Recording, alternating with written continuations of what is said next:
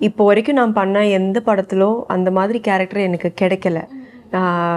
மேக்ஸிமமாக இருக்கிற கேரக்டர்ஸ் இப்போ வரைக்கும் அமைதியாக இருக்கிற அல்ல சாஃப்ட் ஸ்போக்கனா அந்த மாதிரி இருக்குது. அல்ல ஏதோ பெரிய ட்ராஜடி இருக்குது அந்த கேரக்டருக்கு. ரொம்ப ரியல் லைஃப் பேஸ்டு சார் சொல்கிற மாதிரி பறவை மாதிரி இருக்கிற ஒரு கேரக்டர் எனக்கு கிடைக்கல. அந்த வைல்ட் லைஃப் ஃபோட்டோகிராஃபர் அவங்க எப்படி இருப்பாங்க, அதான் இப்போ நான் சொன்னது தான். ஈஸியாக அந்த ஜாபை யாராலையும் பண்ண முடியாது. அதுக்கு பெரிய மென்டல் ஸ்ட்ரென்த் வேணும், பெரிய பொறுமை வேணும். ஸோ அப்படி இருக்கிறவங்களோட பாடி லாங்குவேஜே வேறையாக இருந்தது. அப்படி இருக்கிறவங்களோட ரியாக்ஷன்ஸே வந்து ரொம்ப சட்டிலாக தான் இருக்கும். ரொம்ப வந்துட்டு ரொம்ப சிரிச்சியோ, ஏன்னா சத்தமே போடக்கூடாதுல்ல, காட்டில் சத்தம் போட்டு பழகிருக்க மாட்டாங்க, ரொம்ப அமைதியாக தான் இருப்பாங்க. நல்லா அழகாக காமிச்சிருக்காங்க. நல்ல நல்ல ட்ரெஸ்ஸு, நல்ல கலர்ஸ், பிரைட் கலர்ஸ், அந்த கேர்ள்ஸு, த சீனிக் பியூட்டி. ஒரு ஆங்கிலோ இண்டியன் கேரக்டர். நான் இப்போ வரைக்கும் ப்ளே பண்ண எல்லா character, most of the characters ஒரு சிட்டி சப்ஜெக்டாக இருக்கும். ஆனால் இவரோட இந்த சாருவோட தாட் ப்ராசஸ் வேறு மாதிரி இருக்குது. அவள் யோசிக்கிற ஒவ்வொரு விஷயம் வேறு மாதிரி இருக்குது. கிருஷா மாதிரி யோசிச்சானா Charu will not come in to life. So அது first of all shut down your brain, அது ஒன்று. செகண்டாக listen to what your director says, what your cameraman says. So அவருக்கு they know the character better. So அந்த மாதிரி homework. And then script படிக்கிறது. நான் அது பைபிள் மாதிரி I will be reading it. இதுக்கு முன்னாடி வந்து கன்னிமாடமாக இருக்கட்டும், மலையாளத்தில் இருக்க ஒரு படமாக இருக்கட்டும், ஸோ எல்லா படங்களும் ஒவ்வொரு கேரக்டருமே டிஃப்ரெண்ட்டாக இருக்கும். அந்த வகையில் இந்த படத்தில் உங்களுடைய கேரக்டர் பற்றி சொல்லுங்கள். இது என்டையர் டிஃப்ரெண்ட்டான கேரக்டர் நான் பண்ணதில். ஒரு வைல்ட் லைஃப் ஃபோட்டோகிராஃபர். ஸோ ஒரு சாமான ஒரு அழகான ஒரு பையன். பட் அவனுக்குள்ளே நிறைய பிரச்சனை இருக்கும். அவனுக்குள்ளே இன்னரில் நிறைய ப்ராப்ளம் இருக்கும். அதெல்லாம் வெளியில் காட்டிக்காமல் இருக்கிற ஒரு பையன். ஸோ எனக்கு இந்த கேரக்டர் சார் வந்து சொன்னதுமே ரொம்ப பிடிச்சிருந்தது. அதில் ஆக்ட் பண்ண நிறைய ஸ்கோப் இருந்தது. அண்ட் ஓவராலாக ஸ்க்ரீன் ப்ளே எனக்கு ரொம்ப பிடிச்சிருந்தது. அந்த கிளைமேக்ஸ் ரொம்ப பிடிச்சிருந்தது. ஸோ இந்த கேரக்டர் கேட்கும்போதே வந்துட்டு அப்படி மைண்ட் ஓட ஆரம்பிச்சிச்சு. ஓகே, நம்ம எப்படி பண்ணலாம் அப்படின்ற மாதிரி ஓட ஆரம்பிச்சு. அண்டு பண்ணும்போதும் கொஞ்சம் கஷ்டமாக சில சீன்ஸ்லாம் கொஞ்சம் கஷ்டமாக இருந்தது. நான் ஃபஸ்ட்டு அந்த வைல்ட் லைஃப் ஃபோட்டோகிராஃபர்ஸ் எப்படி இருப்பாங்கன்னு சொல்லிட்டு அதை வந்துட்டு நான் நிறையா ரீட் பண்ணேன். அவங்களோட ஆர்டிகல்ஸ்லாம் நிறைய ரீட் பண்ணேன். அவங்களுக்கு வந்துட்டு வேறு ஒரு மென்டல் ஸ்ட்ரென்த் இருக்குது அவங்களுக்கு. ஸோ எல்லாராலையும் அது பண்ண முடியாது, ஈஸியாக வந்துட்டு அதை பண்ணிடவே முடியாது. ஸோ அதுக்கு அவங்களுக்கு ஒரு அசாத்திய திறமை இருக்குது, அசாத்திய தைரியம் இருக்குது, அண்ட் ரொம்ப பயங்கரமான பொறுமை இருக்குது அவங்களுக்கு. ஸோ அதெல்லாம் இருக்கிற ஒருத்தர் தான் அந்த ஜாபில் இருக்க முடியும்.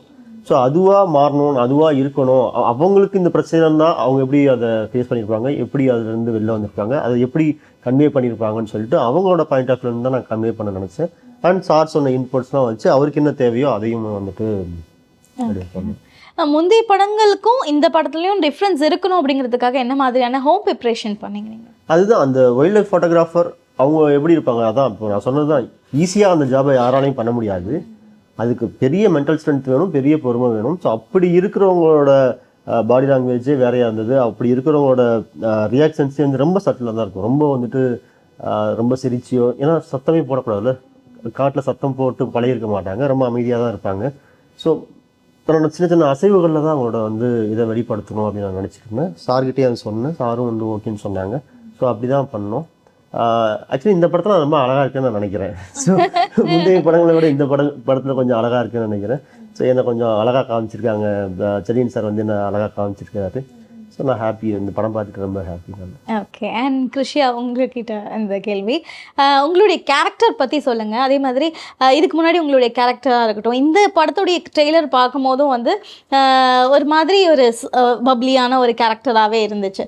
ஸோ உங்கள் கேரக்டர் பற்றி எக்ஸ்பிளைன் பண்ணுங்கள். அவர் சொல்லும் போது உங்களுக்கு எப்படி இருந்துச்சு? என்னோட கேரக்டர் பேர் சாரல் ஆந்தனி ஜான்சன், கூப்பிடுற சாருன்னு. ஸோ சாரு நீங்கள் சொன்ன மாதிரி கரெக்டு தான். பப்ளியாக இருக்க, இன்னசென்ட்டாக இருக்க. இப்போ வரைக்கும் நான் பண்ண எந்த படத்திலோ அந்த மாதிரி கேரக்டர் எனக்கு கிடைக்கல.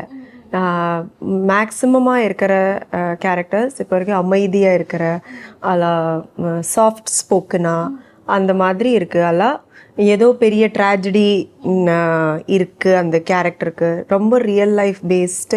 இதுவும் ரியல் லைஃப் தான், இல்லைன்னு சொல்ல. பட் ஆனால் இந்த மாதிரி பப்ளி, க்யூட்டானா, அல்ல இன்னசென்ட்டாக, சர்ப்பியாக, சார் சொல்கிற மாதிரி பறவை மாதிரி இருக்கிற ஒரு கேரக்டர் எனக்கு கிடைக்கல. ஸோ கேட்கும் போதே ஒரு எக்ஸைட்மெண்ட் இருக்குது. பிகாஸ் ஆஸ் எ ஆக்டர் ஒரு புதுசாக ஒரு ஃப்ளேவர் ஆஃப் ஆக்டிங் நமக்கு எக்ஸ்ப்ளோர் பண்ணுறதுக்கு இருக்கும். அண்ட் அகெயின் ஸ்ரீராம் சொல்கிற மாதிரியும் நல்லா அழகாக காமிச்சிருக்காங்க. நல்ல நல்ல ட்ரெஸ்ஸு, நல்ல கலர்ஸு, பிரைட் கலர்ஸ், அந்த கேர்ள்ஸு, த சீனிக் பியூட்டி, ஒரு Anglo Indian character. So and அவரோட தாட் ப்ராசஸ் கூட ஒரு ஸ்மால் டவுன் கேர்ள். நான் இப்போ வரைக்கும் ப்ளே பண்ண எல்லா character, most of the characters ஒரு சிட்டி சப்ஜெக்டாக இருக்கும். ஆனால் இவரோட இந்த சாருவோட தாட் ப்ராசஸ் வேறு மாதிரி இருக்குது. அவள் யோசிக்கிற ஒவ்வொரு விஷயம் வேறு மாதிரி இருக்குது. அந்த இடத்தோட ஃப்ளேவர் அந்த பொண்ணில் தெரியுது. So process it self was different. ஆனால் சாரோட ஸ்கிரிப்டிங் இவ்வளோ நல்லா இருந்துச்சு. அதை ஈஸியாக நம்மளால் அடாப்ட் பண்ண முடிஞ்சுச்சு. அண்ட் கைடன்ஸ், ப்ராப்பர் கைடன்ஸ் ஒவ்வொரு ஸ்டெப்பில் இந்த மாதிரி பண்ணான்னா இந்த கேரக்டருக்கு இந்த like how the character sit stocks அது எல்லாமே சார் கரெக்டாக அதை பாயிண்ட் அவுட் பண்ணி கொடுத்துருந்தாங்க. So that was also there. But ஆனால் ஒரு எனர்ஜி இருக்குது சாருக்கு. நான் ஜென்ரலாக நம்ம எப்படி உட்கார்ந்து அமைதியாக இருக்கிற, நானும் ஜென்ரலாக அப்படி தான்னு நான் என்னை பொறுத்த வரைக்கும். பட் ஆனால் சாரு அப்படி இல்லை. இஃப் ஷீ வாக்ஸ், ஒரு வாக்கு அப்புறம் ஒரு ஜம்ப் இருக்கும். She somebody who is very bouncy and. So அந்த எனர்ஜி எடுத்து வருது ஒரு கஷ்டமாக இருந்துச்சு. But with proper guidance I was able to do it. நீங்க அப்படிதானா இல்ல படத்துக்காக? இல்ல, லைக் சத்தியமா இல்ல. I mean I know I am a little bubbly. ஆனா அந்த அளவுக்கு பாடி லாங்குவேஜா பப்ளியா இல்ல. பேசும்போது ஒரு எனர்ஜி இருக்கு. பட் சாரு பேசுறதையே ஒரு ஃபுல்லாக அவள் ஃபேத்து எனர்ஜி, ஒரு விஷயம் சொல்லும் போதும் ஒருத்தர்கிட்ட பேசும்போது ஃபுல் ஷீஸ் கம்ப்ளீட்லி இன்வால்வ். அந்த மாதிரி இன்வால்வ்மெண்ட் எனக்கு இல்லை. ஓகே, பொதுவாக ஒரு படத்தோட டேரக்டர் வந்து இதுதான் உங்களுடைய கேரக்டர் அப்படின்னு சொல்லிட்டு சொன்னதுக்கு அப்புறமா நீங்கள் என்ன மாதிரியான ஹோம்ஒர்க் எல்லாம் பண்ணுவீங்க? ஹோம்ஒர்க்னா ஒன்று நம்ம அவரோட மைண்ட் ப்ராசஸ் எம்பத்தைஸ் பண்ண ட்ரை பண்ணோம். லைக் ஒரு பேக்ரவுண்ட் எந்த மாதிரி இருக்கலாம். பிகாஸ் எனக்கும் அந்த கேரக்டருக்கும் கண்டிப்பாக மைண்ட் செட் டிஃப்ரென்ஸ் இருக்கும். ஏன் லாஜிக்கு எவ்வளோ என்னால் கீப்பிங் இட் அவே ஃப்ரம் அந்த கேரக்டரோட லாஜிக். பிகாஸ் நான் கிருஷா மாதிரி யோசிச்சானா Charu will not come in to life. So அது first of all shut down your brain, அது ஒன்று. செகண்டாக listen to what your director says, what your cameraman says. So அவருக்கு they know the character better. So அந்த மாதிரி homework. And then script படிக்கிறது. நான் அது பைபிள் மாதிரி I will be reading it. Because அதில் தான் திருப்பி ஒரே சீன் நம்ம ஒரு 10 வாட்டி ரீட் பண்ணும்போது அதில் நம்ம ஒவ்வொரு வாட்டியும் ஒவ்வொரு புதுசாக நமக்கு எதுவும் கிடைக்கும். அண்ட் அதுக்கு மேலே நம்ம லொக்கேஷன் போகும்போது அது இனி ஆட் ஆகும்.